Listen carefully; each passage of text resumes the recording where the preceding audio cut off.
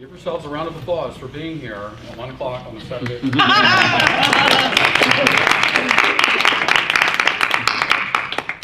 Give our esteemed panelists a round of applause for being anywhere at 1 o'clock on a Saturday.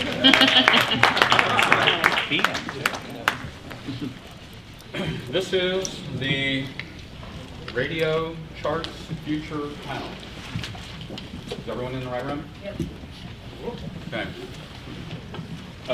We have a limited amount of time to cover an amazing amount of ground. Somehow in the next 4 hours, we're going to finish all of it.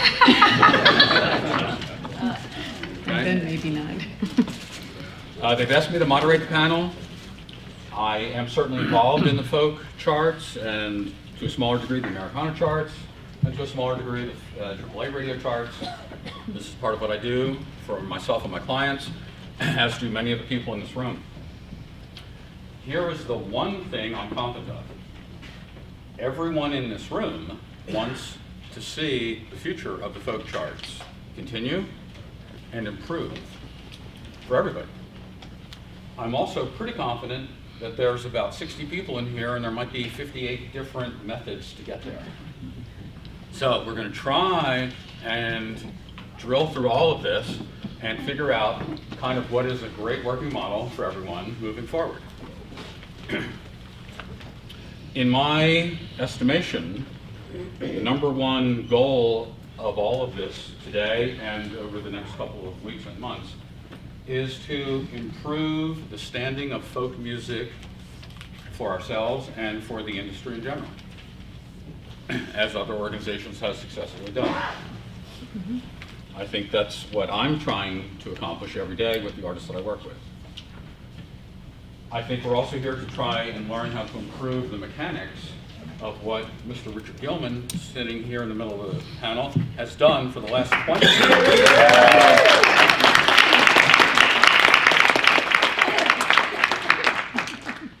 It's unbelievable. I've been reading these charts since I was 11. He was only 14. Who knew? But you did you detail his car as well? What kind of car do you have? A Ford. No, I didn't do that. Part of the goal also is to bring in more reporters, more of the stations around the country that play folk music and have folk music shows that we don't know about, that don't necessarily send their information to the folk DJ listserv over the course of the last 20 years. There are some out there. I've already found a few myself, and there's more. We want to bring them into the tent as well. Okay. We also want to find a way to take the information that we are gathering and share it with the greater community. In an effort to bring more credibility and more gravitas to folk music externally, maybe in a larger scheme over a larger period of time, bring better focus to organizations like the Grammys, who could, I think, benefit from some of the work that you individual DJs do here on a daily and weekly basis to illustrate for them sometimes what might make better choices for their future Grammy nominees. And that doesn't serve just in the folk world. I think that serves into a lot of categories. So what I would like to do, I've asked Vanessa to moderate the panel today. I would like each of our 4 esteemed panelists here to take a minute and introduce themselves and tell us either what you do or what brings you to this panel today. I would start down on the far end there with Kari Estrin. Miss Kari Estrin. It's not Karis. It's not Karis, it's written on one of these documents here. I apologize. My fault. Kari, will you introduce yourself to anybody here that might not know who you are? I have a little low voice, so I apologize for sounding a little low. My name is Kari Estrin, and normally I'm known for acoustic music radio promotion and artist career consulting, but I stepped forward when I heard that Richard was resigning to form a transition team to keep the chart alive, because I believe that everybody who would like to be a part of that chart or have a chance to chart should have that. So that's me. Arsu? Okay, I'm Mary Sue Twohy. I'm on the Folk Alliance International Board of Directors. I am a programmer, a radio programmer at Sirius XM, and one of those 3 channels I program is The Village, the folk channel. I'm also the shepherd in this particular initiative, shepherding various radio chart initiatives. There we go. See my crook. Well, I'm Richard Gillman, and I retired from my work in 1996, and I got a slot as a volunteer DJ at KBCS FM in Bellevue, Washington, and I started being a folk DJ because I always liked the shows that I heard on KBCS, and I wanted to be part of it. And I was amazed by how many CDs came in to be reviewed by the music department. The mailman would bring in those big white containers full of CDs every day. And, you know, it's just no way to listen to them all. Just not enough hours in the week. So that's why I got inspired to do a chart just for my own benefit so I could see what was getting played. Right. Devon, say hello, please. Yeah, I'm Devon Leger. I run a publicity company, Hearth PR. We work with press, radio, tour PR. I've done a lot of radio PR over about 9 years now, and I'm here. I'll talk a bit too at some point about the NACC charts, but I got my start with the folk DJ charts, and I'm a huge believer in how welcoming they are and what they've done for a lot of our clients and a lot of artists in the room, and just it's been an amazing experience to see that. Great, thank you. I thought I would start by actually putting Mr. Gillman on the spot for a moment and ask him to give us just a quick glimpse of the history of his work developing the folk DJ charts as we know them today. Okay. Well, I started, the first chart I did was October of 1997, and it just included the top albums, songs, and artists. And I had been playing with the data that I got from my programs and various ways of sorting it, and I decided that I liked the way the album list looked more than the other 2, so I made that the lead thing.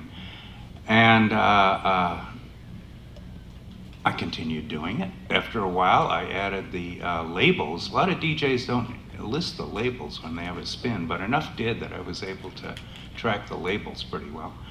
And then some people saying, well, who are these DJs? And so I wound up listing all the DJs whose charts had counted. And it occurs to me, you know, that one of the things I liked about my chart is that it's transparent, that you can see who the people reporting are, and if you're an artist, let's say, and you're very concerned about your spins, you can count them and you can compare to the number I got, and you can send me an email. Lots of people did that. But it was good because they would have their list and I would have my automatically generated list, and we could see, you know, why they weren't identical and make things better. So I enjoyed that, and I like the transparency. I feel like a lot of charts are very opaque. You know, you don't know who's, you know, what are they basing this on? We can make, you know, you can actually take the folk DJ charts and do your own count and see if they're reasonably accurate. And it's never going to be perfect, but at any rate.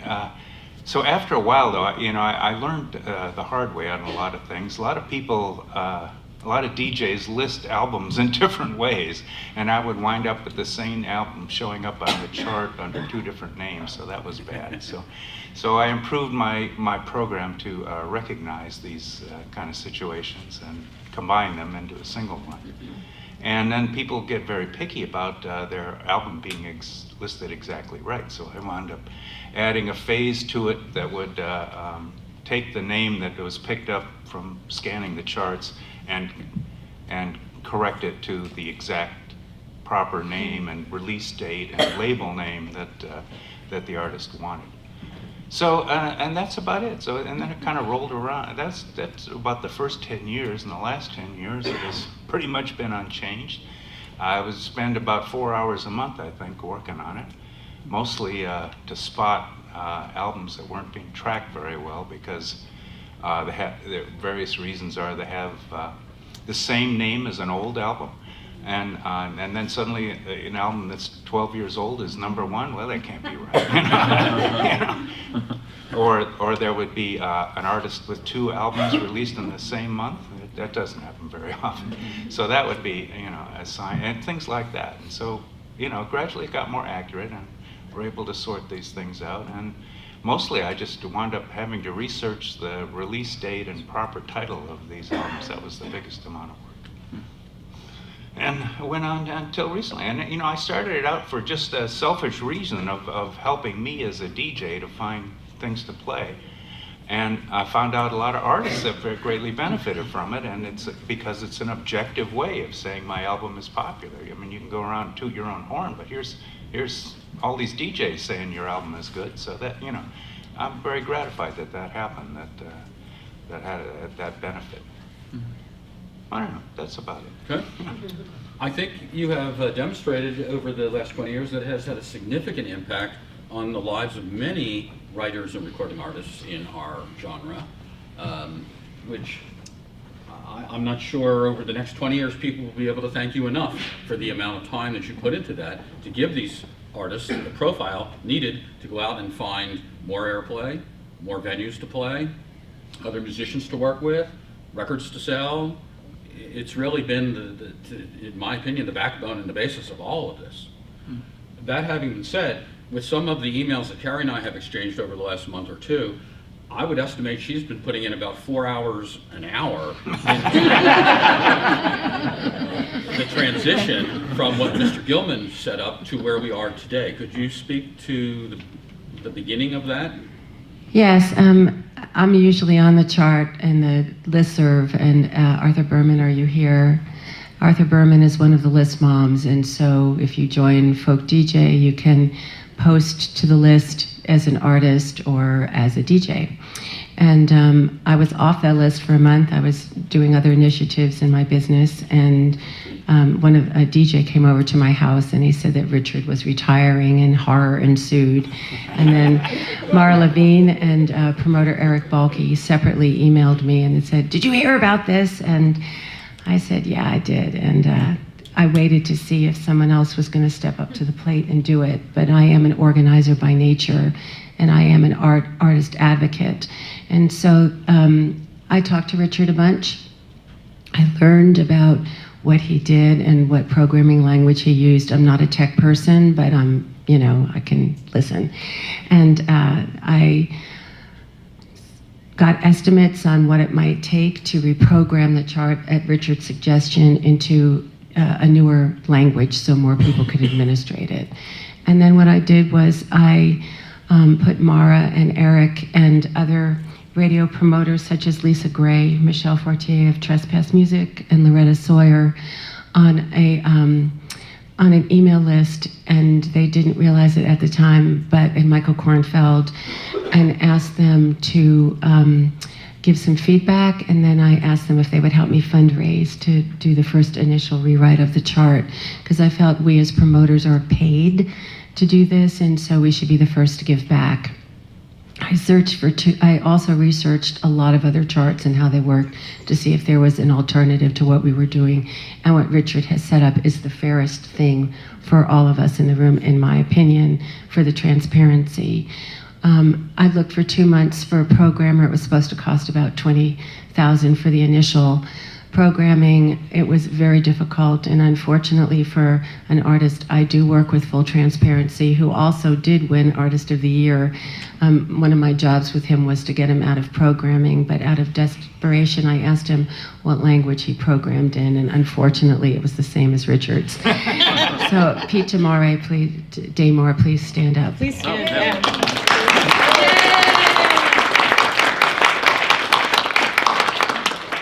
So Pete, out of some misguided loyalty to our work together, said he would take this on even though he didn't want to. But he also understands how important the charts are, and we did pay him a very reduced fee based on what we fundraised out of our group, with Mary Sue Twohy and Angus Finnan also personally contributing. At this point, we didn't make, and we haven't made any policy changes. We did update the graphics for the website, and we can talk about that if you'd like later. Mara Levine, stand up, please. Mara Levine is an artist who also does her own radio promotion Unfortunately, I did have a DJ who was able to volunteer to be the chart administrator. If you are not a programmer, you need a programmer if you're just an IT person to pull the chart.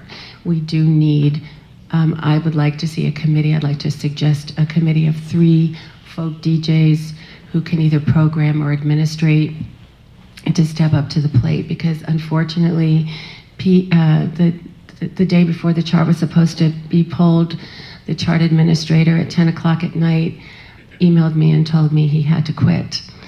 And so I went to bed, and Pete emailed Pete, and he volunteered to step up to the plate to pull the first chart, which was fortuitous because there's a lot of programming that has to be redone. Mara came on as quality control, as well as me, so I would see that John Smith, for instance, had one name all lowercase and said to Pete, "Is that a problem?" He goes, "I'll write a code for that." Mara printed out the spreadsheet from Pete. She went down the top 20 to make sure every play was captured with all the reporting mistakes. We all discussed issues, we all spot checked, and then Mara and I spot checked the rest of it. So that's where it is now. And at another time we can talk about this, but Pete has worked in arrears of his fee for us, as did the graphic designer. But we felt it was important to get a chart out and post it before Folk Alliance so that you know that it will continue, and then we can talk about these things later. Where can we find that chart now? Folkradio.org. The only thing that has changed, so it's folkradio.org. You can get through the front page, and we're happy for your suggestions as to what to change. So we will go back into committee and make programming changes based on all of your comments. And if, I'm pretty sure this is right, but if you sign up to be a part of folkradio.org to post to the listserv and to be able to see the DJs log in, their emails when they post. If you're a member of Folk Alliance, I think Folk Alliance will give you a list of all the DJs that report. So anybody, Arthur? And there is a simpler way to get out to the list. That's just to send an email to the listserv at Penn State, which houses the list itself, and you have posting rights as soon as you do that. Yes, well, the subscription shop's in there. I'm talking about getting the list of all the DJs. That's posted in archives too. That'd be folkradio.org. Okay, it's at folkradio.org. So we will get more, Pete and I are trying, and we're trying to learn everything that's happened before, working with Mary Sue and Folk Alliance. So we will make all this more transparent if we don't have the answers today. Thank you. Thank you. Okay. Yeah, I was going to say too that it seems like the list is available online with folkradio.org, but it's not necessarily the mailing addresses. So no matter what, you can get a list of everyone who's reporting to Folk DJ, but you still have to kind of go through and find the addresses and reach out to the DJs and make the connections.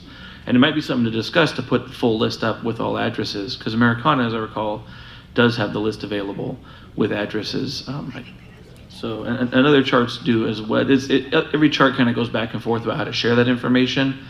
The general principle behind a lot of radio charts is that you pay into the charts. And that's why Folk DJ has been so great, because it's open to everyone. Nobody has to pay into Folk DJ. And I might also say too that Richard was being in character really, really humble, but the Folk DJ charts have never had an error for me in 9 years of working it. And I'm sure for people who worked it longer than I, they haven't seen errors either. And every other chart I've worked with other than the Folk DJ charts, including larger charts, have had very significant errors that impacted my artists. The name was spelled differently 2 ways, so the plays were split. The name was put out wrong when they got to the top of the charts, and it took me like a week to get that fixed. But Folk DJ has never, ever had an error. So it was a beautifully elegant system that he built, and I'm sure it's going to be a very intricate thing to move forward as well. But yeah, just in general, there should be a discussion at some point about how transparent to make the list of Folk DJs, since that list changes based on who is reporting and who is around to report every single month.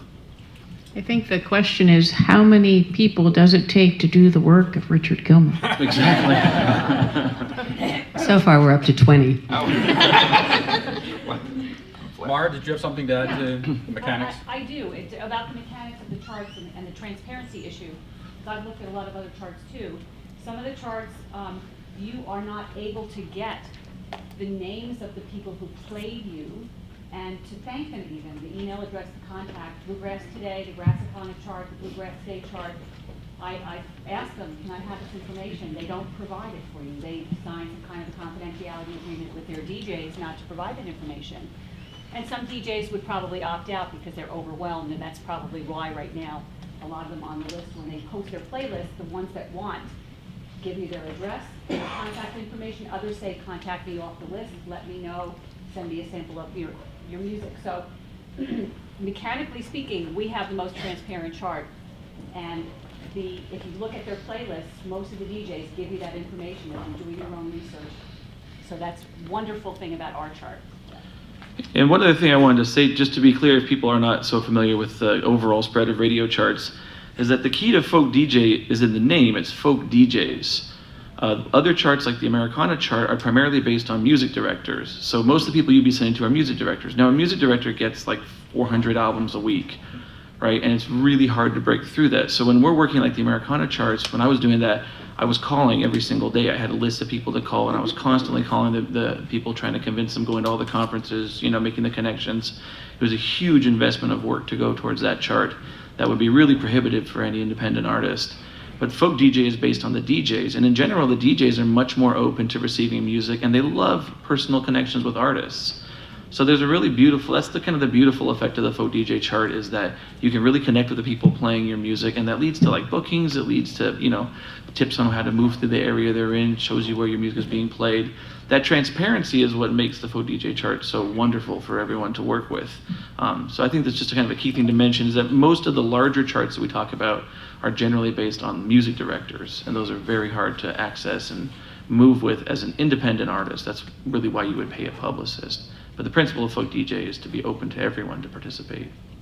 Devon, while you have the mic there, can you tell us all a little bit of the difference between, in terms of transparency, between what you find at the NACC charts that we're going to be talking about and the folk DJ charts today? Sure.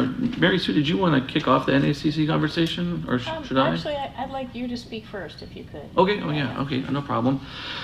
So I work with the folk DJ charts, but there are a number of other charts, and the one that has a lot of potential right now is what's called the NACC chart. It came out of CMJ. I don't know if people remember CMJ. CMJ was College Music Journal. It was a really big indie chart. It had a huge festival in New York City. It was around for a long time, and it just fell apart in a total collapse. You can read the Pitchfork article about it if you want. It was quite the controversy, but it's gone now. CMJ is really not operating that we've been able to see. So what happened is that college radio no longer had charts, and two charts stepped in to take that place. One of them is Spinitron. Are you people familiar with Spinitron? Obviously, Spinitron is like kind of a radio playlist aggregator, but it does have a chart. And the other one is NACC. And NACC basically copied the back end of CMJ, so it operates like CMJ did. But what's key here is that they added a folk chart. CMJ always had a world chart, and that was one of the primary charts. And I would like to talk about world music too, because I think that impacts people here as well. Mm-hmm. There's really, the only world music chart really in America now is also NACC. Okay, so it went from CMJ, it was called CMJ New World, and went to NACC. I'm boring myself with all these names, I'm sorry. I've never been on a panel and bored myself before. And on film. That's the weirdest feeling. All right, how can I make this better? Wow, okay, sorry. That really threw me off. Okay, so NACC has genre charts. It has NACC folk, it has NACC world. They're gonna bring on jazz or blues, I think. Jazz is happening? Okay, yeah, I don't know anything about jazz, so that's good to hear. But the core of NACC is the NACC Top 200 that came over from CMJ before it. And that's like the big indie chart, the big indie college journal chart. And it's quite large, just like 300 reporters. Most of them are music directors at real weird college stations all over the place. And it's like its own thing. But the NACC folk was developed to be very open. And after conversations with Mary Sue and with me and a bunch of other people with NACC, we really encouraged them to open it up to folk DJs to participate as well. And the principle of NACC is polar opposite of folk DJ, and that is really that you just submit a top 10. So they just ask people who report. So if a folk DJ wanted to report to NACC, and correct me if I'm wrong here because I am not a DJ, I do not report, so I could be talking wrong. But if you're a DJ and you report to NACC, you just pick your top 10 albums that you're enjoying in folk, and each of those are weighted, and you submit that. You should explain weighted. Yeah. Yeah, and it's actually on the it- sheet.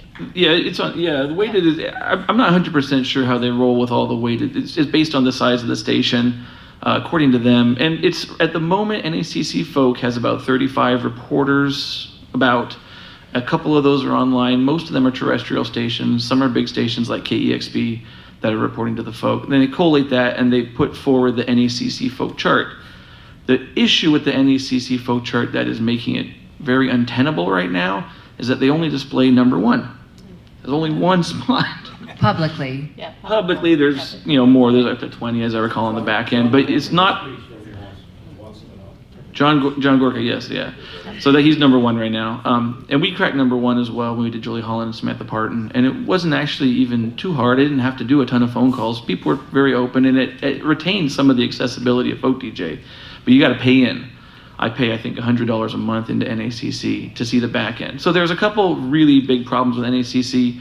You can only see number one publicly. So as an artist, if you're at number 15, maybe you feel good about it, but you can't really tell all your friends to go check it out and show them what's happening. So it's a bit of a pain for promoters and artists. And the other thing is that you don't have any way to, and this is going to change, but you don't have any way in the back end to pick up the names of the people who are at the stations reporting. You just get the station and what their top 10 was. I had to build that list over a period of many hours based on my older list that I had, so I was able to do that. But this is not, at this point, not very accessible for independent artists. It's kind of a big pain. But the point of the NACC, which is kind of nice, is that it's putting out other artists and folk DJ. And because it's tied to this really large college indie world of radio promotion, it has more power in the industry and more visibility in the industry, or it will soon because it is very new. So the potential to move forward with this is very great. It's not going to be like folk DJ. It's not going to be the same thing. But the Americana charts are not like folk DJ at all. And they have a lot of clout and power in the industry as well. So to have a folk chart that has that kind of clout operating in tandem with folk DJ, in my opinion, is a really nice way to move forward. And you're going to see different charts. Every time we looked at the two charts and compared the top 10, it looked pretty different, which I thought was really encouraging. I don't think there's a need to make a chart that looks the same if you have another chart. So the idea that we were having, and I think I talked way too long, I'm sorry about that, was that NACC looks like a really good potential for people to kind of get engaged and invested in, especially for radio publicists and perhaps soon for individual artists as well. Okay. Mary Sue? Yeah. I just wanted to make a very basic difference so people could understand something. Okay. Just very brief. One quick thing. I just want to, for those of you who are not familiar with charts, I just want to make something clear so you can understand how this conversation goes forward. No matter how big your market is, every DJ gets an equal play on folk DJ. When Devon is talking about a weighted chart, it means that if you are in a major market, your airplay counts more than in a smaller market. I just wanted you to understand those differences. That brings up a really key point that I'm really curious about, actually, is that the online, what's happening with charts is that you get online radio stations that run like 24/7, and they compile huge numbers. Now Americana had a huge shift to the charts, and a lot of that shift are perhaps tied to some of the online stations. For example, a radio station won't play your album more than at best 5-10 times a week. That would be fabulous. But online you can get 40, 50, 100 plays a week, and that skews it. So I would love to ask Richard, I'm curious, there are a couple stations that operate like that on folk DJ. Were those weighted to scale them back so it didn't overload the chart? Well, I got some words about weighting. I tried weighting things experimentally in the early days, but I finally came around to the conclusion that unweighted is best. I'm thinking all these CDs are coming out, and they're going to all these DJs, and if someone is actively going through the current CDs and listening to them and passing a judgment on it, saying, I like this one, I don't like that one, that's great. I don't care if they're a giant station in New York City or a little LP station in Nebraska or something. It doesn't matter. They're a folk music fan, right? So they've made an aesthetic judgment about, which is good and which is not good, and that's what I wanted to capture. I don't really care about how many listeners they have. And for a long time, I didn't count online stations, but then I was persuaded to switch over to that. Because it could be abused. You know, you can put up a podcast that no one will listen to and claim that you've gotten all these spins and stuff. But I found out that the people that post to folk who have an online show and post to Folk DJ are, for the most part, you know, perfectly fine shows, and they're doing the same thing, listening to them. There's one, I won't mention his name, but he kind of abuses it because he posts the same list every week, except for maybe a couple of changes. So it makes all these old records suddenly spike up like they're getting all this airplay, which they're not. So I quit counting him.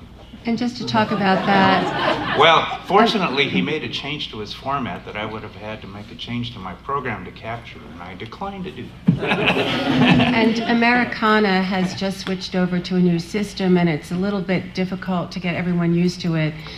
A little bit. But the basic philosophy there is they do not wait either. They take it off a stream from a satellite so that if you have lots and lots of airplay on one station, it still comes off a stream from the satellite. So it's not weighted, whereas there's a chart called the AAA chart. They actually do it via a broadcast, a black box. So if Rob Acoustic Cafe in Michigan plays, Ann Arbor, Michigan plays, and that show is broadcast on 250 stations, that's kind of a weighted thing because that black box picks up those 250 stations, so his play is more important in that collection system. I hope that's helpful to hear. Okay. Yeah, I should. Is it? I Okay. just Go wanted to ahead. add Go one ahead. little thing. Yeah. Sometimes you get a DJ who will just play so many airplays of this one album that's their favorite or whatever, that it's, you know, it's ridiculous. 19 plays from them and 2 from everyone else. So I do limit them basically. A DJ can't account for more than half of the airplays. So if in that case of 19 plays and 2 from everyone else, the fan would get 2 spins, so it would be 4 altogether, I would count. Because it seems to me we shouldn't have one DJ being able to influence the chart that way, so I don't want that. Cool.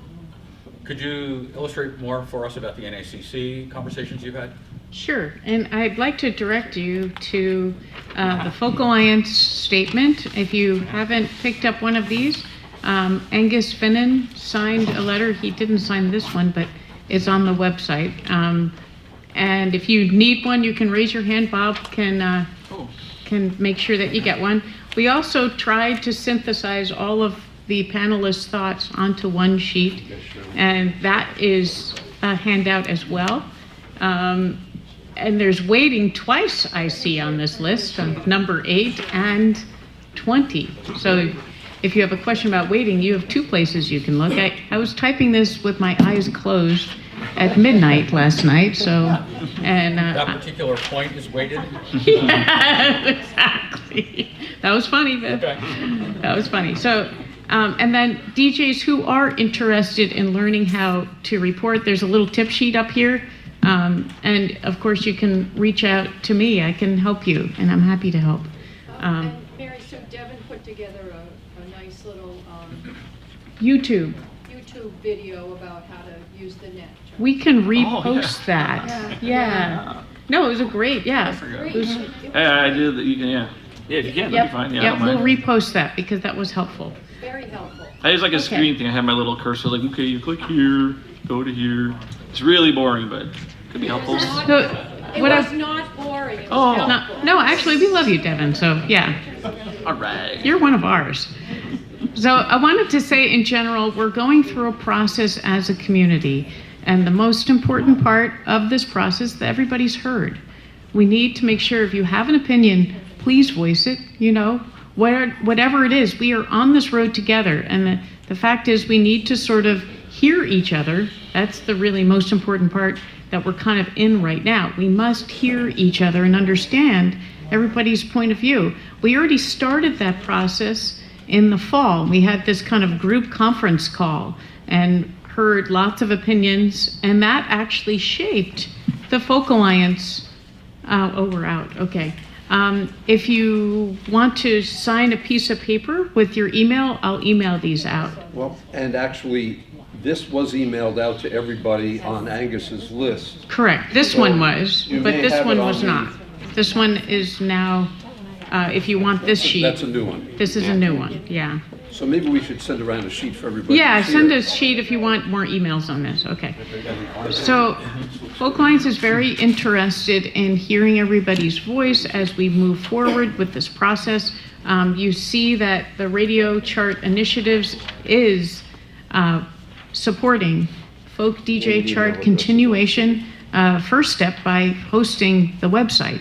And that was a major undertaking, and it got done, and thanks to a lot of people coming together at the last minute. I was a shepherd in that process and proud to be there. And let's just add that Richard Gillman owned folkradio.org and did transfer it to the Folk Alliance. Thank you. Nice. Great. And, you know, this is, to me, this is the best possible outcome, to transfer it to Folk Alliance. It's great, and the charts will continue. I'm very happy that it's the work that I did is being carried on. Thank you very much to Kari and Mary Sue and Mara and everyone else who's worked on this, Pete. So many people, handicaps, very grateful for that. That is cool. That is cool. So we're going to go through this process together. And what is going to happen now, now that we've done this successful transfer, we've got the folk DJ charts continuing. We, Folk Alliance, and I was part of that process, negotiated a 3-month trial with the Folk NAC. Now, as Devon said, there's some problems with the Folk NAC. One of them is that we can't see the whole chart. And another is promoters are paying, right? And the reporter list, that's another big one. So part of the negotiation, and the first thing is we're going to do this 3-month trial. What we need in that process is everybody to at least try this for 3 months, right? We're not completely committing it. We're just doing this trial. Then we're going to do a task force for the participants, right? And if you are part of this process, you get to have a voice in the task force. And then if we come to a place where we like Folk NAC, then I think we might be suggesting to Folk Alliance to consider a long-term relationship, or at least a year, where we have more public chart, where we have access to reporters.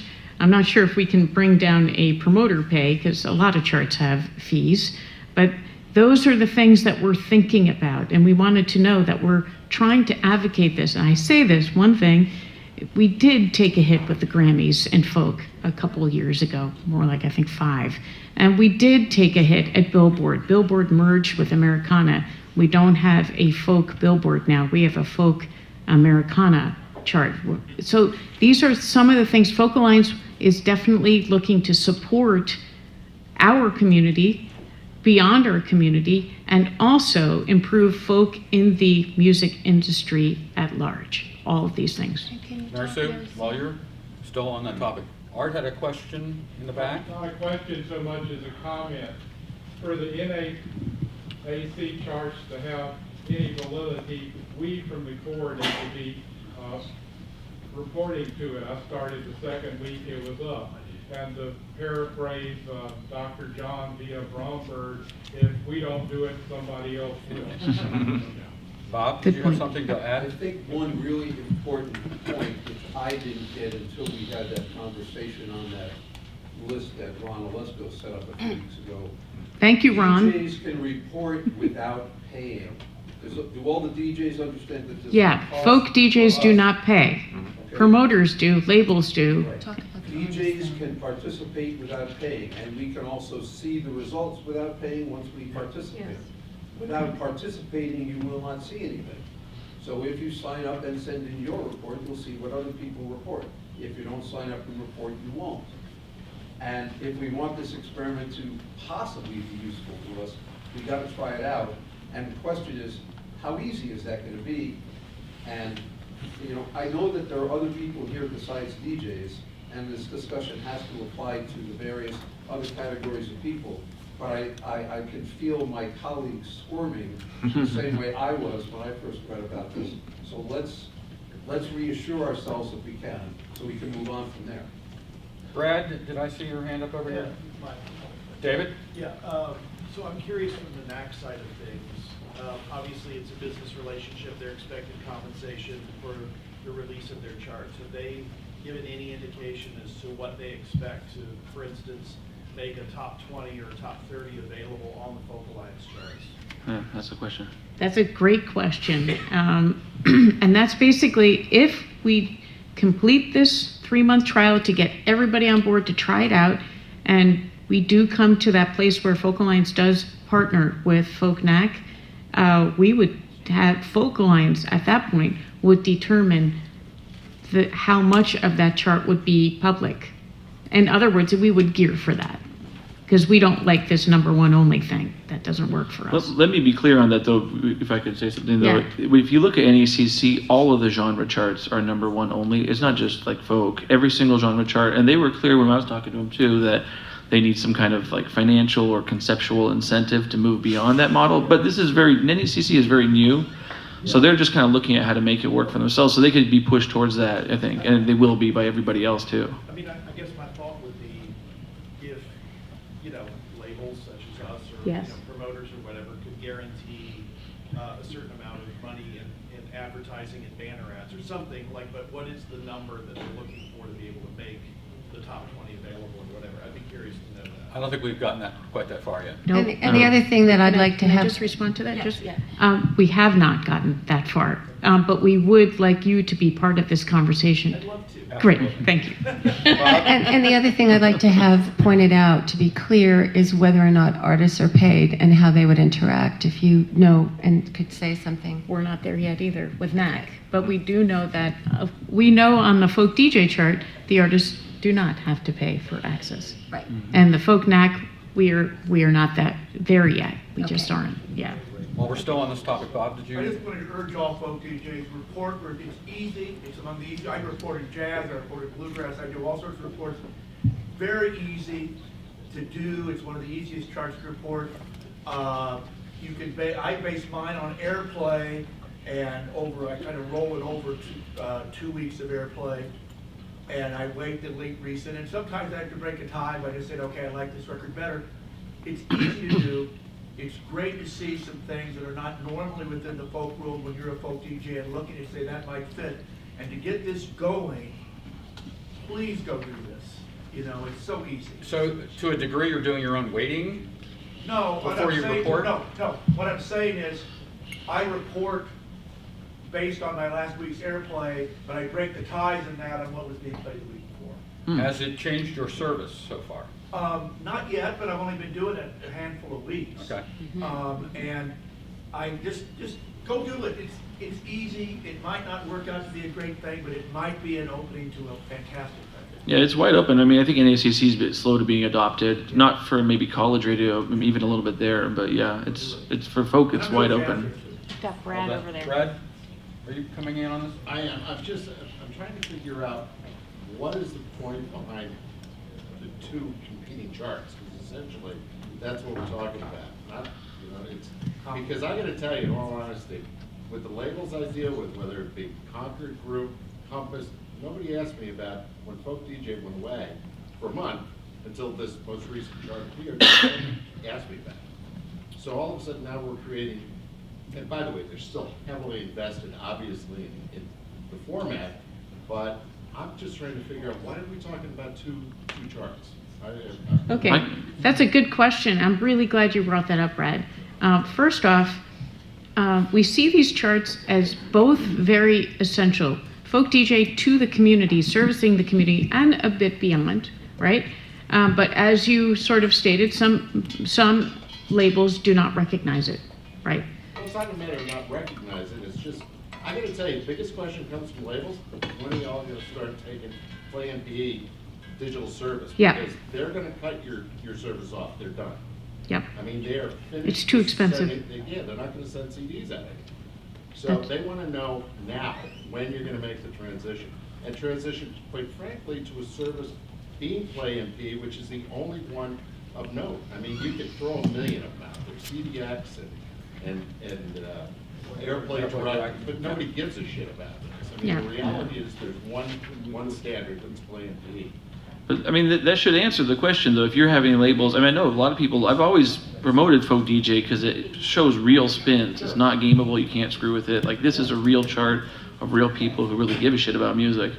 So I've always loved it for that reason, but I think we're going to have our cake and eat it too. I mean, either you're going to take Folk DJ and try and pull it up to a really high industry standard where, you know, like these big bands are starting to be at the top and it's reflecting what's going on, or NACC is already going in that direction. It's going to have the clout. You can keep Folk DJ running on its own channel where it supports all of the artists. It does exactly what it was intended to do. It's a nurturing ground. It's the wonderful thing that it is. And you can move NACC to roll into the industry really hardcore for folk, which is hard to do right now because folk is being overshadowed by Americana, quite frankly. So this is, the NACC could be the answer to exactly what you're saying. The only problem with this Americana chart, if they continue down the road, you guys could have that business in 5 seconds too. Oh, man. We're not taking it. John Farmer, over here on the floor.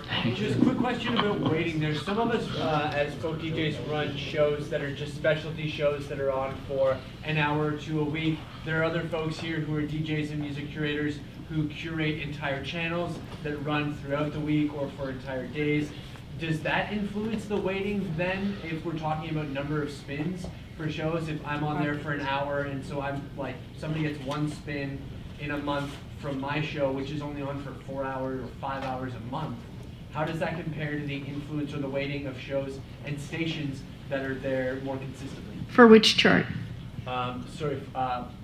Any at all. This is entirely new to me. Very different.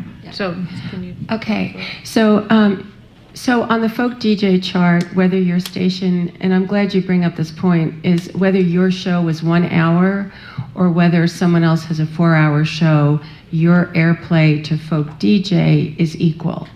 Whatever Richard set this up. So if you report a play, it's counted in as one play, no matter where you are.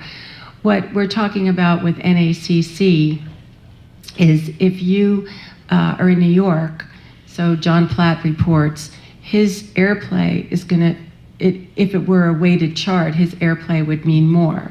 Now, he has a 2-hour show, say, or a 3-hour show, so he just submits his top 10. You have a 1-hour show, you still get to submit your top 10. But let me just say one other thing about this, because this is important.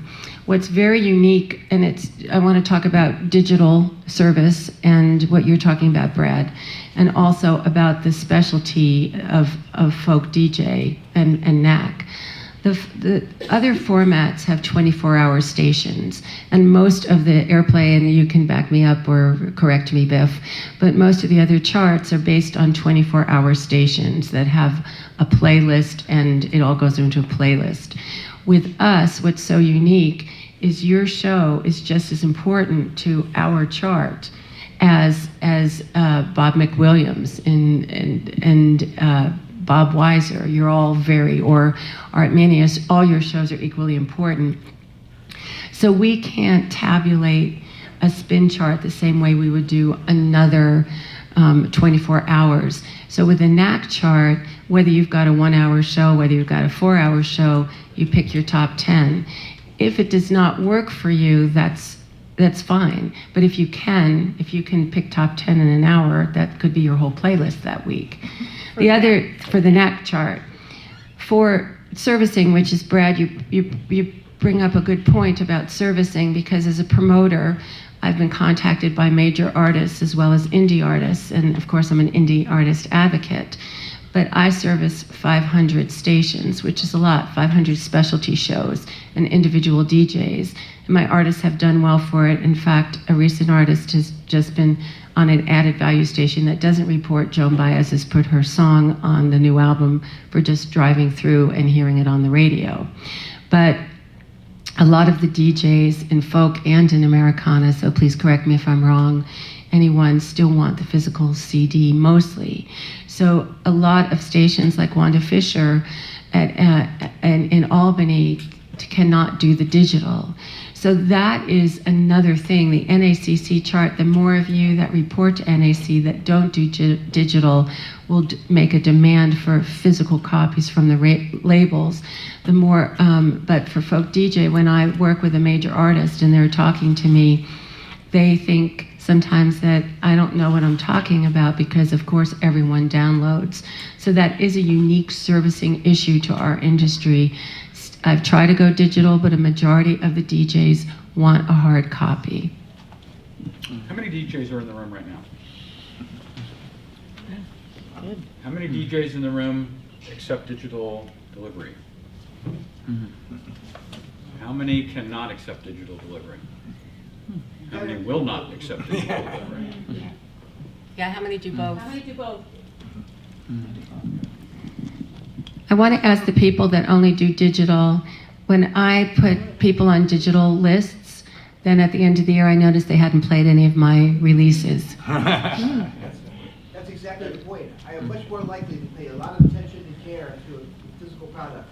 All the digital sheets look alike, and the digital ones I have not played are ones I already knew about. I won't discover new people that way. I don't have time.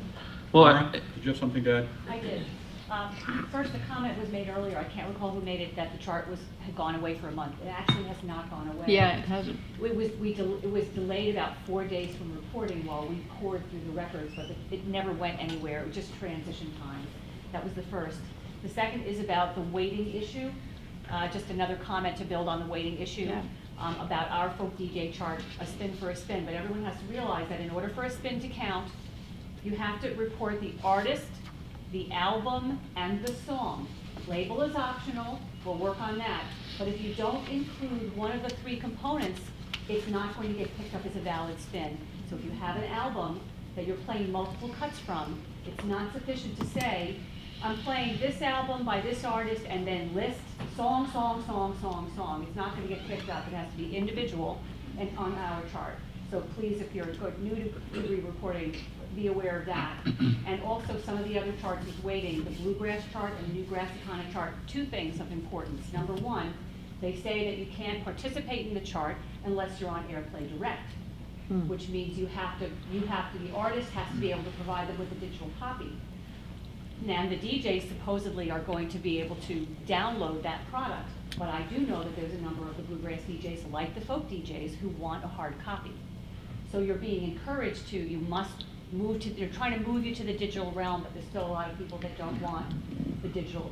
And in terms of weighting on that chart, those charts are weighted as follows. If you have a syndicated show, they're going to count the syndicated shows, the actual spins. If you have 27 stations, that means 27 spins for you versus one spin if you're on a community radio station. So you're all counted, but you're weighted in that way.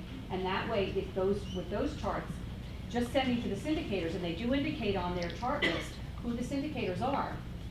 If you just got played by those syndicators, you could chart very highly on the bluegrass market. So that's what I have to share about Yes. that. Thank you, Mara. Yeah. Art, did you want to add something? I know you're a digital Yeah, guy. I wanted to speak up for a class not enumerated, one who totally prefers download. I never saw another CD the rest of my life. I'd be overjoyed. For the first week or two of play, it doesn't make any difference, but if you want to get played a third, fourth, fifth week, then if you're not on digital, your CD will have disappeared into the 12,000 CD lying around the house. Can you tell people in the room where you're getting your metadata information, song titles, writer credits, lyrics? I have to manually enter those, but some people do encode right, and I really appreciate them. And finally, I absolutely abhor Airplay Direct. I find it really clumsy and wish you could at least push one button and get the entire album. Yeah. Yes. Comment here in the front, please. I need help, and this is what I need help from. I thought our music director actually reported to both of these charts. And just to be sure that I checked into that a few days ago while I've been here and get the answer back that says, no, we don't. Charts, in my experience, are something of a mixed bag, cliquish, easily manipulated, and hard to understand how they truly impact artists' lives financially, besides the endorphin rush of being liked. The final point often seems to be deeply rooted in the first 2 points. If you or those you speak to think differently, I'm open to hearing the argument. I would like to get information to go back and talk to this person who influences many hours of DJ folk music, and you can reach me online. You don't have to take time to What do it station now. are you I representing? don't think I want you to. The same one that Richard Gillman came out of. We're working on Yeah. complete transparency. Yeah. KBCS, Thank you. which is where Richard came Yeah, from. but you know, KBCS, Gene reports to the folk DJ charts, But so, you know, and he that's doesn't, why, and is now influencing other DJs not to. yeah. Really? As the station changes. So if I can get this argument, I will go to that battle. And we can Yeah. talk about that. I'll talk to him about Yeah. ECC for sure. Definitely, yeah. Comment over here on the. Out of the session, we'll talk to you. Yeah, and I Yeah. want to talk to you about it. Sure, sir. Yeah. So I just had a question as far as something it made me think about from Richard's original intentions when building this service, along with what Kari had said with submitting digital downloads, and you can actually track what's been reviewed. When this was originally built, it was designed to reward DJs that were putting in the review time and have reviewing many albums to judge it. And if, like what she said, she's finding that many of the digital things that she's submitting, would there be a way to combine and track which DJs are actually reviewing in the future, and if not weighting the size of their markets, weighting the amount that they're reviewing? I think I understand your question, but what you're saying is there a way to indicate on the chart who's doing something digitally and who's using a hard copy? Is that it?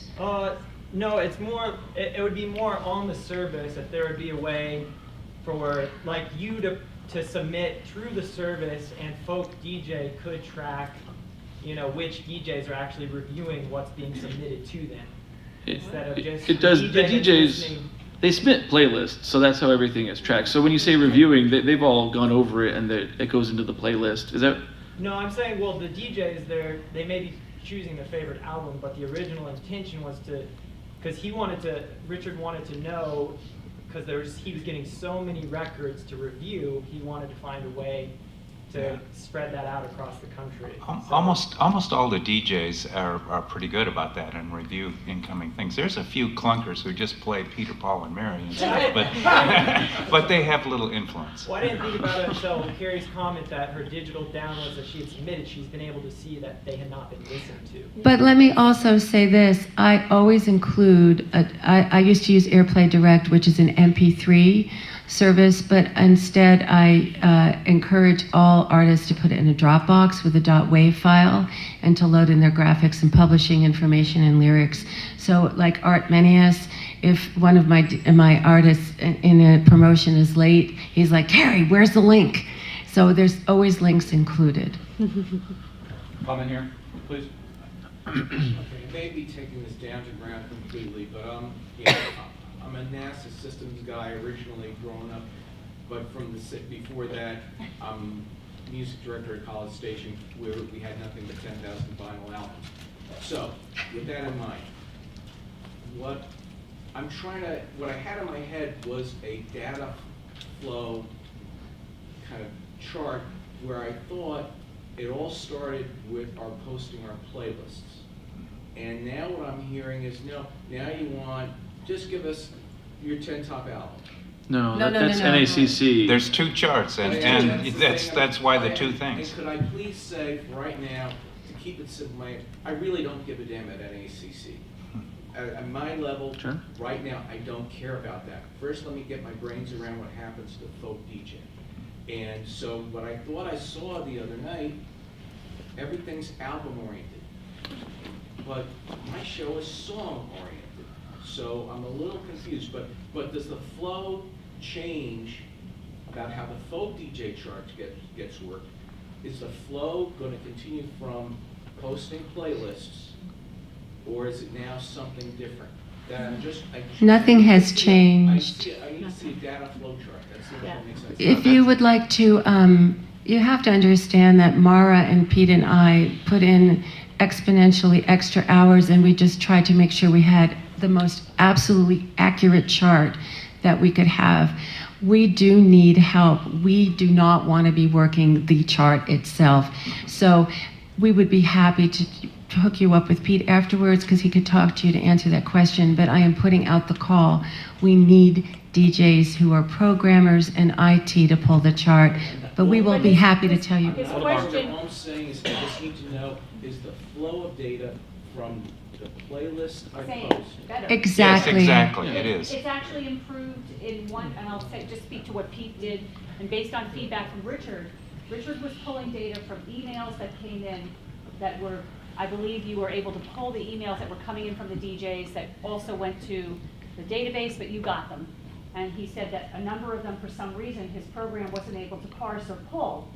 So when Pete rewrote the program, he included code to pull directly from the PSU database, which gives us, in that sense, 10% better if we're getting it directly from the database. And now we're working to find out which playlists we can't pull from which DJs and why, so we can contact the DJs and have them give a corrected playlist format to capture even more data. So it's album, single, and artist, all three. And if we can get people to do label as well. Well, and we have an idea for that, but we're really keeping Richard's spirit alive. We're trying to increase. Richard spent a lot of time in coding every playlist he wrote a little fix for. Pete has continued that. So we feel, and I just want to say this, with NACC being sister charts, we do feel that the new folk DJ chart, along with its accuracy and the new graphics, we hope that it is also embraced by the industry, and both charts serve different purposes. So Ayapa Benada, who is the marketing director at Concord Records, which is Rounder, Sugar Hill, all of that, he services folk DJ and loves it, physical copies. So you'll be getting the Joan Baez from Ayapa when you go back. But that does not mean, he said to me on the phone, because I asked him for some comments before this chart, he values folk DJ and he's going to service you all if you are on the listserv and you're reporting, so please join the listserv. If there's any problems with the links, we'll fix them. And then also, if you report to NACC, he right now thinks it's equally as important for him, because at this point it's skewing younger and showing a little bit different portrait of what's out there. So that I feel, and I stand with Mary Sue on this, you know how much I want folk DJ to continue and how important I feel it is. But I say more folk the better. Now, to your comment, Paul, I also want to acknowledge that this may not be for everybody. And we're not asking that. It has to be what works for you. We'd like you to join the listserv for Folk DJ. There's a lot of you who haven't. If you would like to list your top 10 for NACC, but I say the more folk charts, the better. Bob, I know you've been...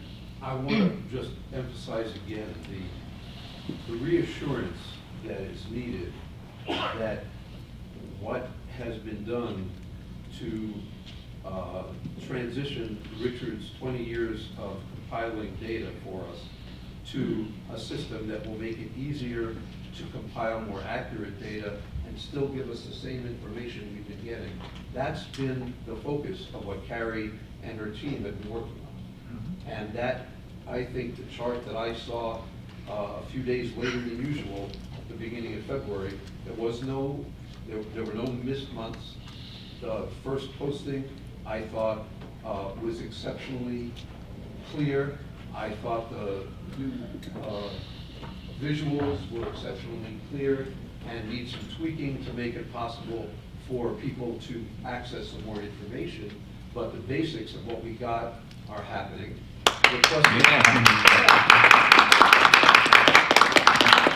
The question of being able to access it in a text format, in addition to that fancy new dashboard that Annie Katz did for us, that's being addressed.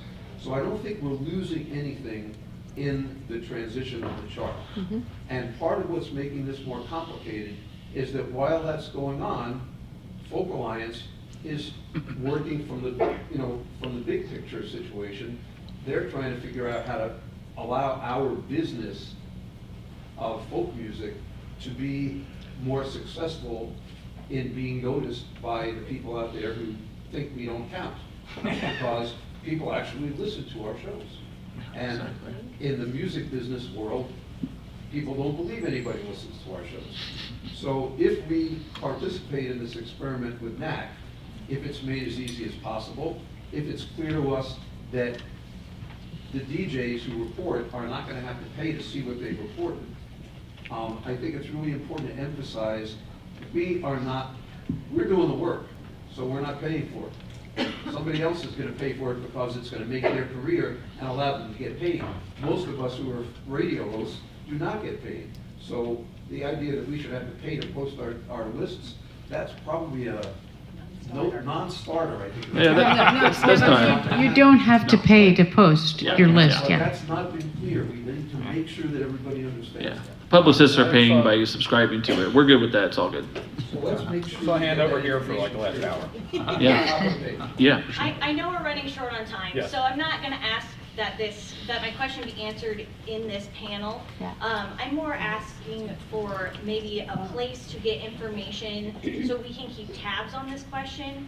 My concern is the new generation of folk DJs that are coming in. Biff, at the top of the hour, you mentioned very rightly that there are hundreds of folk DJs out there that do not submit to Folk DJ. I just discovered it a year ago, and I've been on my show for 10 years. So I want to make sure that we are keeping tabs for those of us who are aware and are not submitting, to keep tabs on what initiatives are being done with Folk Alliance in the future once this transition has taken place and things have, kind of settled in the groove of initiatives being taken to increase visibility of this chart to the newer generations of folk DJs, making it more accessible and making it so that folk DJs that come on board or who have been around for a while and haven't submitted are saying, this is easy to submit, and this is important to submit, and this is something that I want to do. And if they don't even know that it exists, how are you making it available? How are you making people aware that are in the industry? Just because of the nature of the folk community radio, sometimes it's difficult for people to get that information. So I would love to be able to follow along to future initiatives and communications to hear about the project planning that is happening down the road. Great, can you please talk to me after the panel? Yeah. Great, thank That's you. a great point. That's part of the intention. That's part of the intention of the NACC panel, is to make it easier to use. More young people are traveling in that world already because of other charts they're reporting to. We're trying to draw them out of their own individual college folk programs, and NACC, we're hoping, will help expand that base, making it both easier and Yeah, we want you for folk DJ too. We Yeah, want you and for that's both. what I asked. But that's it. We all thank you for that comment. It's Yeah, very helpful. that was great. Thank Part of you. the confusion is that people are thinking of the reporting, that it's a chart, folk DJ is a chart.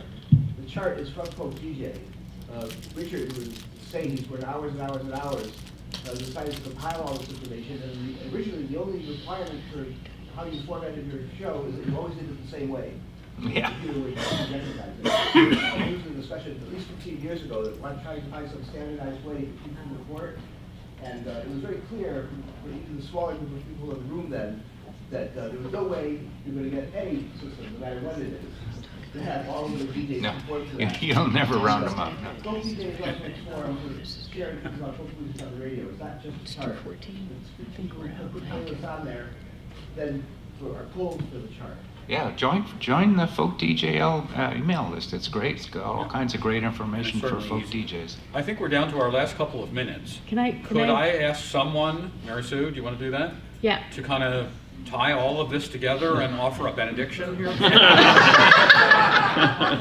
Oh my Lord. Okay, let me get my crook, but I'm going to take one tiny little sidestep and ask our Folk DJ Scholarship recipient, John Farmer over here, is right in the room. I want to talk to you after the panel, John.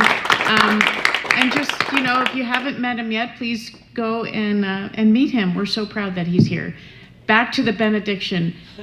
Thank you so much for being part of this discussion. You being in the room today, you watching this video, everybody on the panel. Biff, you're a first-class moderator. We really appreciate that. But let's keep this conversation going forward. And please participate. We're going to have a task force. Let's keep this going. Thank you so much. Thank the list moms for all the work that they've done over the years. Arthur, please stand, would you? A list mom, thank you. Peter stand as a programmer. Mara for your quality control.